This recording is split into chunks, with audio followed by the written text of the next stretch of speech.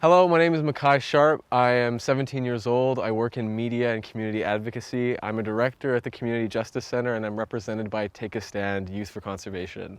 I think the lack of recognition that young people are receiving is leading to a decline in the way we view opportunity, the way we view where we live.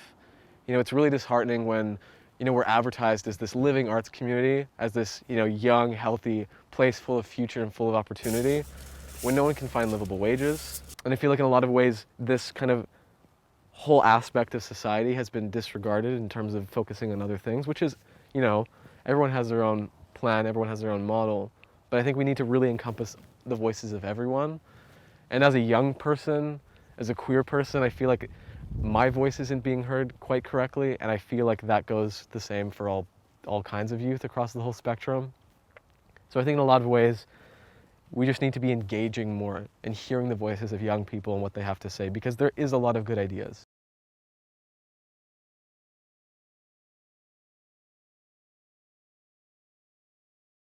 One perpetual truth of small communities in BC and of the Comox Valley is that our community leadership, our institutions, they put the responsibility of addressing intolerance, of addressing any sort of inadequacy on the most vulnerable people to address it themselves. And as leaders, they need to be responsible to ensure their voices are heard, but there's a lot of silencing. There's a lot of, oh goodness. Young people don't feel like they have a voice. And that should never be happening. There's a disconnect between our leadership and those affected by the policy that they're writing in. Within local politics, within provincial politics, there's not a lot of engagement with young voters, people who are just beginning to get their own political voices. And I think a lot of young people are recognizing there's not a lot of support, attention, or resources being driven to their issues or being driven to better support them as they come into the world. And likewise, I think that is reflected within skate parks, within all public infrastructure that concerns young people. Oh, thank you. That was beautiful. Would you like to see heated bathrooms or water that's on-demand hot water in our bathrooms? I would like to see more public bathrooms in general, at skate parks, at areas where youth are gathering, where people are gathering. I think it's a form of crisis reduction. I think it's a form of public health. Providing warm water, providing places for people to clean themselves, access to drinking water. That is so important for a healthy and happy society. All different groups of people in the Comox Valley, when we don't have access to these resources, it kind of creates a breakdown. So I know a lot of young unhoused people don't have access to clean drinking water.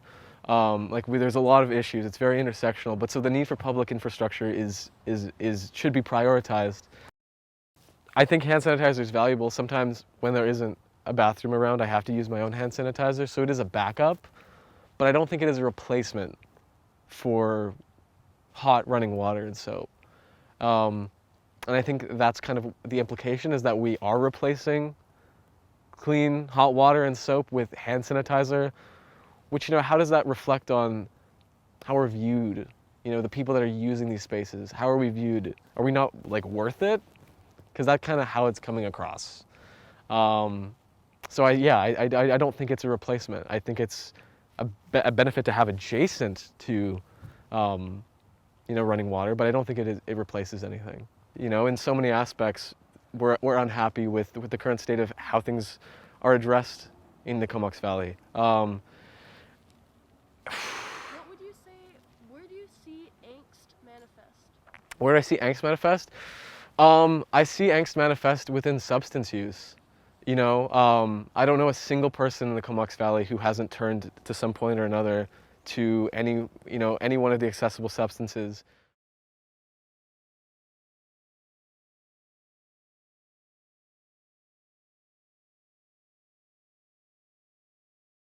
Well, I think the sentiment among the younger people in the Comox Valley and across Vancouver Island is, as the sun goes down and things start to close around 5, 6 p.m., there's no public spaces or anywhere for youth to gather that we're actually welcomed and it's warm and we have access to resources.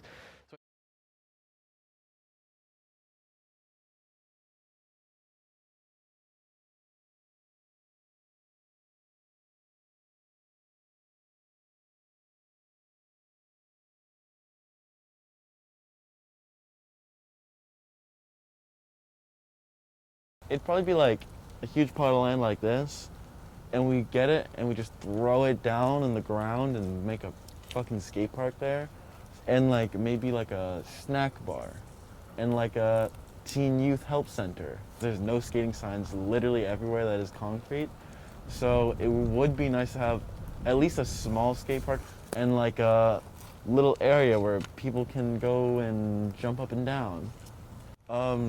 Like freshly paved roads that are really long. But I think those little lines, I can just hop over them, but other people, they can't do that and they get hurt because they're skate stoppers. Would you rather see maybe a mix of concrete with fields instead of seeing things be entirely concrete then? Yeah, that'd be all right, I guess. I mean, if you want to go there and like eat some bread and eat some vegetables and have a fun picnic at the park, it's all right for that.